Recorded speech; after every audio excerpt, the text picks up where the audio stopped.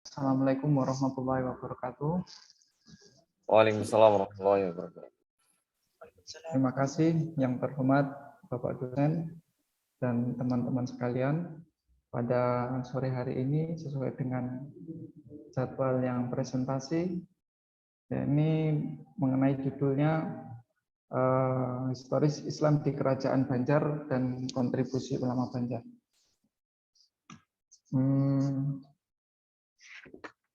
Yang menjadi latar belakang yakni sejarah Banjar. Pada perkembangan Kerajaan Banjar secara garis besar ada 3 tahapan. Pertama, masa masuknya Islam di mana Pangeran Samudra beserta seluruh kerabat keraton dan penduduk Banjar menyatakan diri masuk Islam. Pangeran Samudra sendiri setelah masuk Islam diberi nama Sultan Suryansyah yang dinobatkan sebagai Sultan pertama Kerajaan Islam Banjar. Peristiwa itu terjadi sekitar tahun 1526 Masehi. Yang kedua, masa kejayaan wilayah Kerajaan Banjar meliputi seluruh daerah Kalimantan Selatan dan Kota Waringin sampai ke Pulau Laut, terjadi sekitar abad ke-17 sampai akhir abad 18. Yang ketiga, masa kemunduran yang terjadi pada abad ke-18 sampai abad ke-19.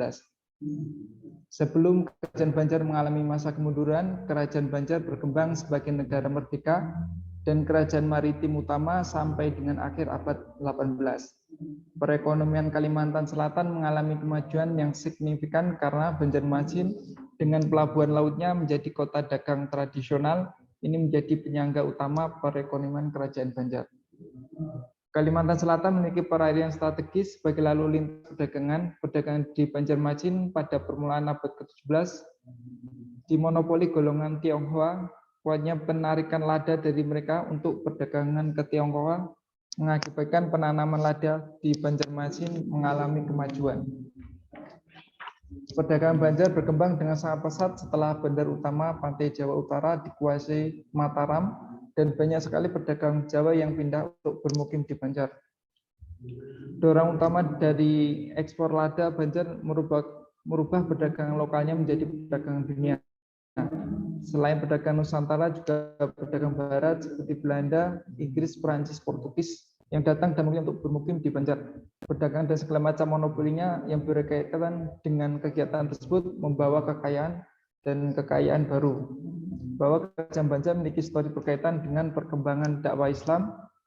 Salah satu tokoh pemikir hukum Islam yakni Muhammad Arsyad Al-Banjari memiliki kontribusi di dalam penyebaran agama Islam di wilayah Kalimantan Selatan, khususnya di Banjar.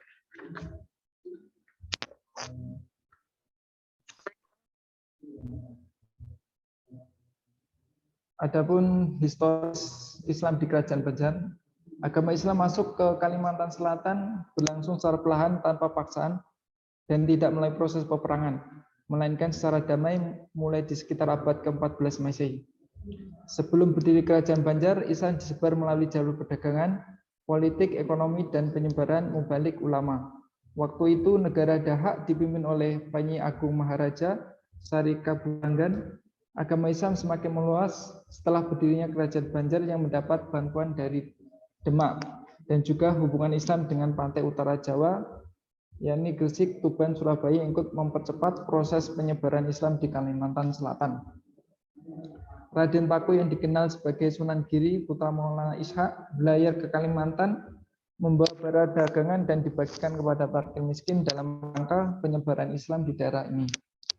Raden Sekar Sungsang, keturunan Raja Dahak, pergi ke Tanah Jawa untuk belajar kepada Sunan Giri, yang kemudian dia diberi gelar Sunan Serabut. Melalui jalur inilah kelak Raden Samudra, Pangeran Suryansyah dapat memperoleh bantuan tentara Kerajaan Demak dalam melawan Pangeran Tumenggung di Kerajaan Dahak yang merupakan pamannya sendiri.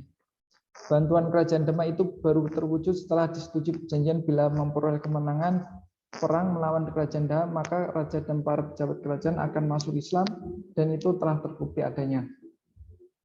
Kerajaan Banjar berdiri tanggal 24 September 1526 Masehi bersamaan pengislaman raja dan para menteri kerajaan dan agama Islam menjadi agama resmi kerajaan.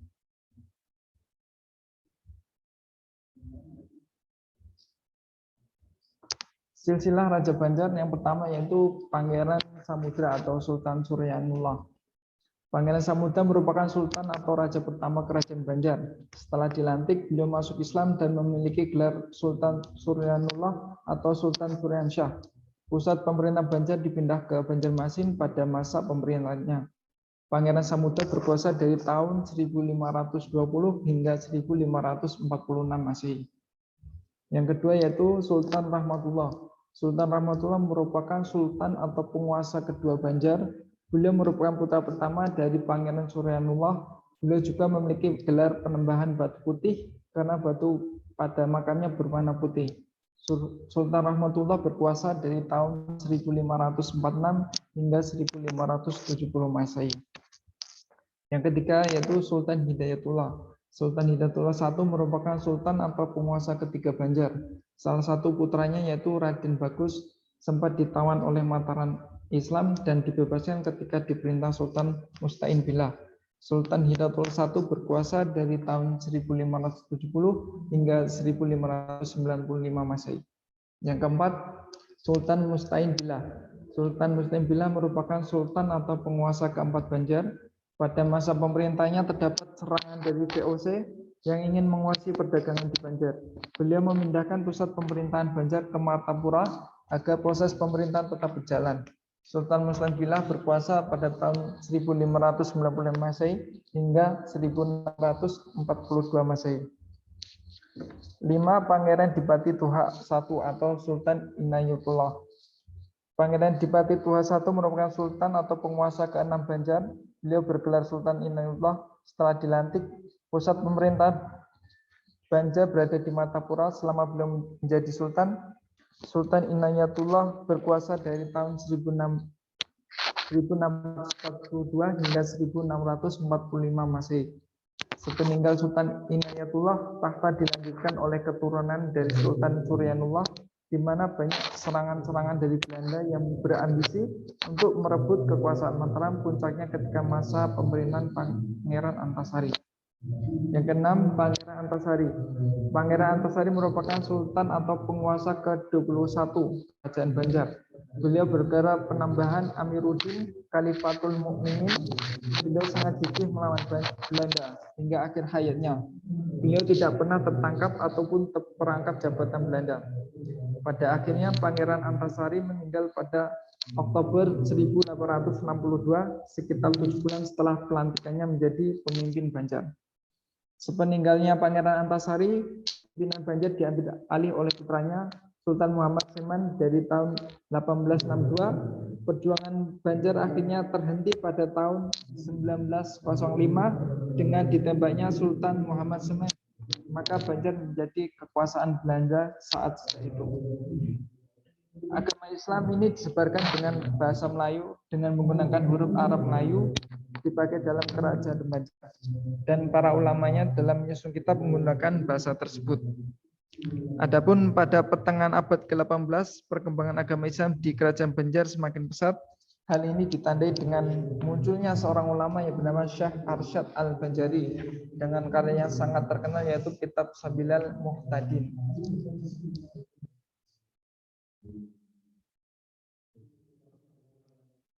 Selanjutnya yaitu pemikiran hukum Islam oleh Syekh Muhammad Arsyad Al-Banjari. Syekh Muhammad Al-Banjari dilahirkan di Desa Lok, Gabah pada hari Kamis 15 Safar 1922 bertepatan 19 Maret 1710 Masehi. Anak pertama dari pasangan Abdullah dan Aminah. Anak ini pada masih kecil diberi nama Muhammad Jafar. Setelah menjelang remaja kemudian diberi nama Muhammad Arsyad. Pada masyarakat Banjar tidak diragukan lagi khazanah pemikiran keislaman yang ia tinggalkan, hingga sekarang menjadi teladan dan inspirasi untuk membangun masyarakat. Popularitas Al-Banjari tidak hanya dikenal di bumi Kalimantan atau tanah Melayu, akan tetapi juga di Asia Tenggara. Salah satu bidang keagamaan menjadi perhatian Al-Banjari adalah masalah fikih.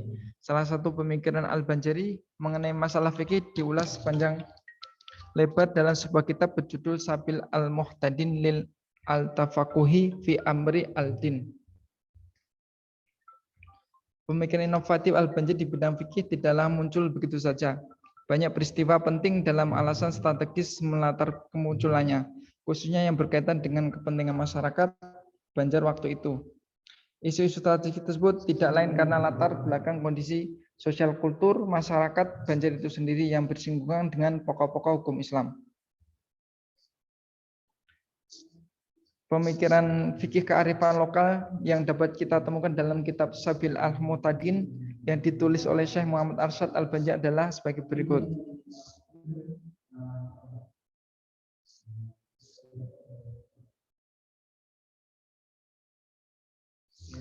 Yaitu yang pertama jamban terapung atau istinja. Al-Banjari menulis tentang tempat buang hajat dalam kitab Sabil Muhtadin pada halaman 8, dan demikian lagi sunat bagi qada hajat bahwa jangan menghadap ke kiblat dan jangan membelakangi. Ia akan apabila qada hajat ini pada tempat yang tiada disediakan akan qada hajat diantaranya kiblat dinding yang kebilangan yaitu pada tingginya 2 sulus hasta atau lebih dari jauhnya. Jadi dari pemikiran ini tidak boleh buang hajat ke mengarah kiblat, dibolehkan asalkan dengan ada pembatas. Bagi masyarakat Banjar khususnya tempat tinggal di pinggiran sungai sebagai kearifan lokal membuat jamban terapung di atas rakit. Al-Banjari tidak secara langsung menyebut jamban terapung, namun dapat dimengerti dalam tulisannya yang menguraikan tentang pembuatan ukuran jamban dengan tingginya 2/3 hasta atau lebih dan lebar 3 hasta. Antara kurang dengan hasta manusia. Jamban yang dibangun di atas rakit oleh masyarakat Banjar bahkan melebihi ukuran yang diuraikan oleh Al-Banjari. Maka terhadap dan rakit yang selalu berubah arah mengikuti perubahan arus aliran sungai dibangun jembatan di atas rakit tersebut, maka Al-Banjari menulis boleh saja membelakangi atau menghadap arah kiblat ketika sedang qada hajat.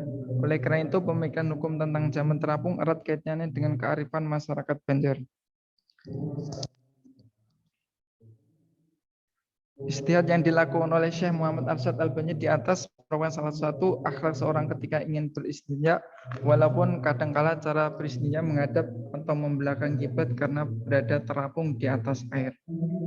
Yang kedua yaitu mengubur mayit dengan tabala. Al-Banjari menulis secara luas tentang penyelenggaraan jenazah dalam bab janais. Dalam bab ini diterangkan tentang pengertian jenazah, anjuran mengunjungi orang sakit, perlakuan yang baik dilakukan oleh orang yang sakit, tuntunan terhadap orang yang menghadap sakaratul maut, tata cara takziah, memposisikan mayit sebelum dimandikan, dan mengkafani dan menguburkan.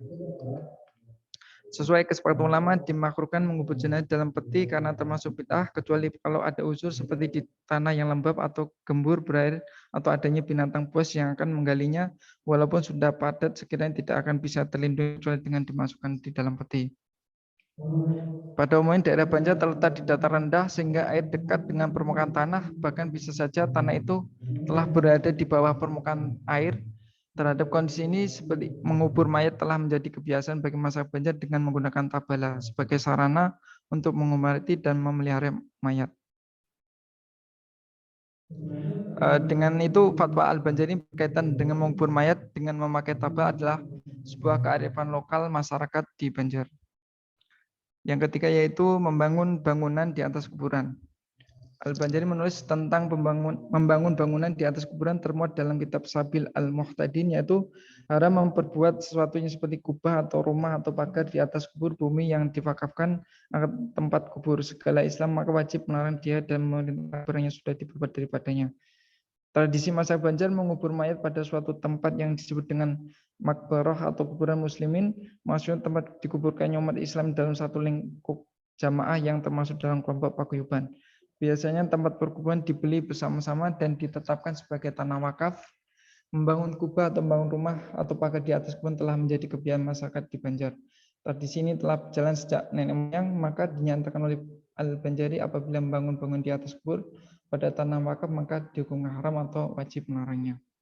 Tujuan dari penetapan hukum haram ini merupakan bentuk tingkatan dzurriyyat terhadap pelestarian agama, karena membangun bangunan atas kuburan di tanah wakaf akan mempersempit tanah wakaf, sementara jumlah penduduk yang akan dikubur di tempat itu semakin hari semakin bertambah. Yang keempat yaitu menyediakan makanan untuk pelayat. Al-Banjari menulis tentang hukum menyediakan makanan untuk pelayan termuat dalam kitab Sabil Al-Mutadin, yaitu bagi segala isi kampung orang yang kematian dan segala keluarganya jikalau jauh sekalipun membawa makanan akan kematian sekedar cukup akan dia siangnya atau malamnya. Bagi masyarakat Banjar apabila terjadi kematian maka menjadi kebiasaan setelah mengubur mayat mereka ikut ke kubur diminta oleh keluarga datang ke rumah untuk makan yang disediakan. Kebiasaan itu diharuskan oleh menerangkan hukum, yaitu sunat hukumnya kalau yang membawa makan itu adalah orang kampung untuk makan keluarga yang kematian, karena selama ia sibuk dengan kematian tidak sempat lagi untuk memasak makanan.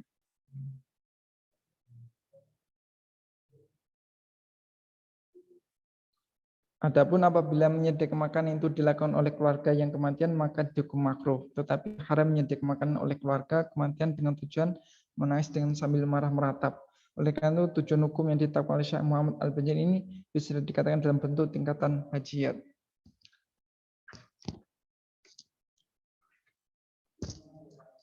Selanjutnya itu kontribusi ulama di Banjar. Agama Islam adalah agama resmi Kerajaan Banjar karena sejak berdirinya Kerajaan Banjar menjadikan Islam sebagai agama resmi. Al-Ghazali Utsman dalam sebuah seminar menyatakan bahwa masyarakat Banjar itu terbentuk bersama dengan berdirinya Kerajaan Islam di Banjarmasin. Kerajaan ini seperti diutarakan dalam hikayat Banjar didirikan oleh Raden Samudra, pangeran mahkota yang terbuang dari kerajaan Hindu di negara Dahak dari pamannya sendiri, yaitu Pangeran Tumanggung. Setelah itu memperoleh bantuan pasukan sukarelawan dari kerajaan Islam Demak. Segera setelah itu ia memindahkan pusat pemerintah ke Banjarmasin. Raden Samudra sendiri kemudian memeluk agama Islam dan menjadikan agama ini sebagai agama kerajaan. Sejak itu ia bergelar Sultan Suryansyah, rakyat yang beragama Islam baik orang-orang Melayu, Jawa maupun Dayak. Menurut Abdul Muiz, agama Islam masuk ke daerah Kalimantan Selatan sekitar abad ke-16 Masehi dibawa oleh para pedagang dan mubalik lewat pantai utara Jawa Timur. Islam sebenarnya sudah mulai dianut oleh sebagian masyarakat sebelum berdirinya Kerajaan Banjar. Akan tetapi setelah Kerajaan Banjar berdiri, maka seluruh masyarakat memeluk Islam karena Islam dijadikan agama resmi kerajaan. Dan perkembangan agama Islam pun berkembang pesat sekali. Akan tetapi perkembangan masuk Islam tersebut tidak diimbangi dengan perkembangan pengetahuan Islam sampai kembalinya Syekh Muhammad Arsyad Al-Banjari pada tahun 1710 sampai 1812 dari Mekah setelah belajar di sana kurang lebih selama 30 tahun. Adapun fungsi kesultanan di bidang dakwah Islam di Banjar sebagai lembaga kultural, maka fungsi kesultanan dikaitkan dengan dakwah antara lain satu fungsi pengayoman, yakni mengayomi berbagai aktivitas dakwah keislaman yang berada di tengah masyarakat, meliputi penerapan fungsi-fungsi manajemen terhadap dakwah. Yang kedua fungsi dinamisator dan inovator dakwah, artinya selain menjaga agar dakwah bersifat inklusif sesuai dengan apa yang pernah diterapkan oleh Syekh Arsyad dengan tasawuf syar'i juga atas dasar akidah Ahlus Sunnah wal Jamaah, maka dinamisasi dan inovasi tidak boleh lepas dari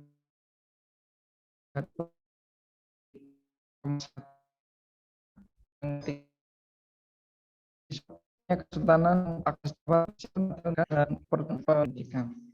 Yang keempat, fungsi katalisator terutama terhadap lembaga atau lembaga dakwah yang berbeda memungkinkan terjadinya gesekan antar lembaga atau juru dakwah. Yang kelima, fungsi supervisor yaitu mengevaluasi sekaligus memperbaiki berbagai aktivitas dakwah yang kurang sejalan dengan ideal ajaran Islam. Harapannya masyarakat maupun pemerintah harus bekerjasama dalam dakwah ini.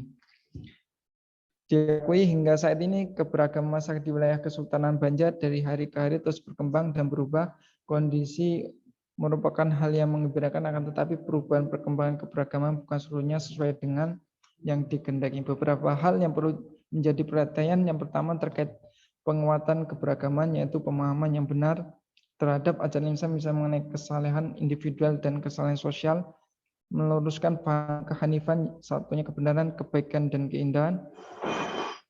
Yang kedua terkait dengan penguatan pendidikan, terutama penyadaran akan pentingnya pendidikan keluarga, menghargai kualitas yang sesungguhnya bukan kuantitas semu.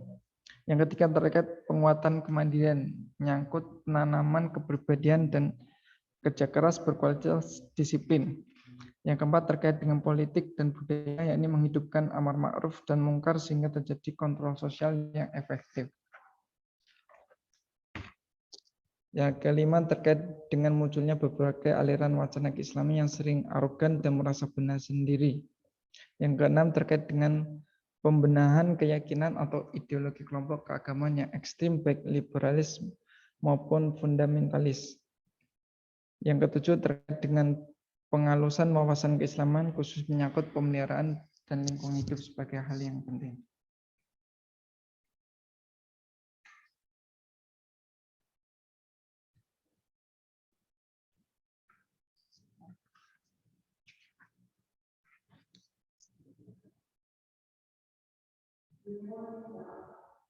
Adapun kemunduran Kerajaan Banjar runtuh pada saat berakhirnya Perang Banjar pada tahun 1905. Perang Banjar merupakan peperangan yang diadakan Kerajaan Banjar untuk melawan kolonial Belanda. Raja terakhir adalah Sultan Muhammad Seman yang meninggal pada saat melakukan pertempuran dengan Belanda di Puruk Cahu. Setelah dikalahkan, seluruh wilayah Kerajaan Banjar jatuh ke tangan Belanda. Mungkin itu saja yang bisa saya sampaikan terkait sejarah Kerajaan Banjar dan kontribusi ulama di Banjar. Terima kasih.